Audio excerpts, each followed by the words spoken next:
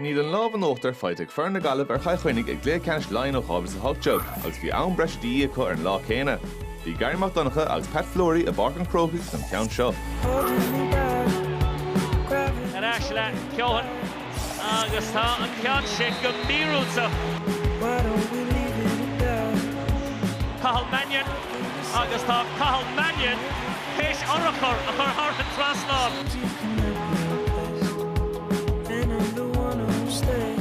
Mannion, let's go! No crazy apart.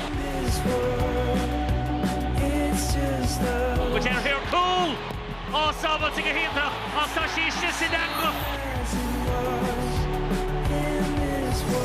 Arrows into a Gaillimh, the cooling la home. Lewis ag version Kilkenny an Obalta atá níor Shane Connor and Crosston. Pass on to the TJ. Boom! Cúne na hanging back to back. TJ Reid. Tá sin na cuatú cool tiggin sin. Agus tá sin an show Brian Concannon. Agus tá se bante Brian Concannon an Cinnigh O'Reilly. Ilin in the chunne, Cathal Mannion, Aaron Trostlon, no Gretzi and Cathal Mannion. Agus tá Nero to be shafts the cool, but in a cool bottom.